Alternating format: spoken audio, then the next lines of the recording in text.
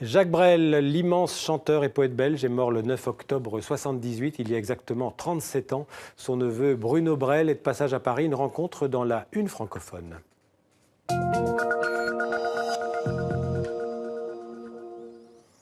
Et Brel est un nom lourd à porter. Bruno, le neveu du grand Jacques, est lui-même chanteur et écrivain depuis près de 50 ans. Grégory Fontana et Julien Munzer l'ont rencontré ce matin pour évoquer, entre autres, le souvenir de Jacques Brel. Jacques Brel était un homme très spécial, hein. C'était quelqu'un en fait qui était un adolescent hyper timide, qui je crois a absolument voulu, pour sortir du cadre familial et rentrer dans le cadre de la société, a eu besoin, je vais dire pas d'un artifice, mais d'une raison de passer ce voyage de soi-même aux autres. Et il a trouvé la chanson et je pense qu'il a bien choisi. Jacques avait cette particularité de pouvoir écrire, de chanter des textes très durs sur des chansons qui ne l'étaient pas, des musiques qui ne l'étaient pas. Par exemple, on prend une chanson comme Madeleine, c'est dramatique Madeleine. Et Madeleine, bon, c'est une musique très gaie, très marrante, à la limite c'est dansant. Et il a fait ça plusieurs fois. Et c'est son interprétation extraordinaire qui faisait ce juste milieu entre les deux, qui a fait en sorte qu'il est devenu le monstre sacré de scène qu'on connaît. Ne me quitte pas, il faut oublier. Tout peut s'oublier, qui s'enfuit déjà. J'ai tenu surtout à mettre le point sur des petits détails familiaux que j'ai eu la chance de connaître quand j'étais gamin, ou tout à fait au début de mon adolescence. Et c'est ça surtout en fait qui m'a donné l'envie de parler de lui.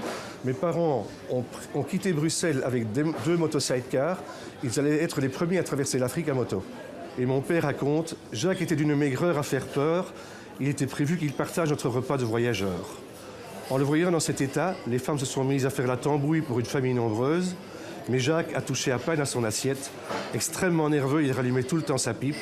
Il s'efforçait de me faire croire que tout allait bien, qu'il serait bientôt engagé officiellement aux Trois Baudets et que Canetti allait peut-être lui enregistrer un disque. Ses mains tremblaient beaucoup. C'était mon petit frère que je voyais souffrir devant moi. J'ai posé ma main sur la sienne et je lui ai dit bêtement « Jackie, quand est-ce que tu vas faire un métier sérieux ?» Alors d'un geste de la tête, il a désigné les deux motos. Parce que traverser l'Afrique avec ça, c'est sérieux peut-être. À la valse à 1000 temps, là, je n'ai pas du tout parlé de la chanson, pour ainsi dire. J'ai simplement dit un petit conseil aux gens qui veulent faire ce métier. Il y a deux moyens, si vous voulez, jeunes débutants dans la chanson, d'apprendre à bien articuler. Soit vous mettez un crayon de bois entre les dents, et vous essayez de parler normalement, et il faut qu'à la fin, vous chantez une chanson complète, on vous comprenne, et qu'à la fin, on ne voit même pas les traces de dents dans le crayon. Là, vous pouvez dire que vous savez articuler. Il y a un autre moyen aussi, c'est de chanter la valse à 1000 temps à la vitesse où Jacques l'a chanté parfois sur scène, qui était bien plus vite que sur disque, hein, parce que souvent, il s'amusait avec le public, qui attendait toujours à ce qu'il se trompe, il ne se trompait jamais. Une valse à 1000 temps offre seulement 330 fois le temps de bâtir un roman, il faut dire ça 2 fois plus vite que je le fais. Et si vous y arrivez, à ce moment-là, vous êtes prêt pour faire de la chanson. Quand on a que l'amour à s'offrir en partage au jour du grand voyage qu'est notre grand amour. La tolérance et la gentillesse. Ce sont deux mots d'ailleurs qui dans la famille ont toujours eu une place énorme. C'était des gens en fait qui étaient profondément gentils. Et ce mot n'est pas péjoratif du tout à partir du moment où il est bien utilisé.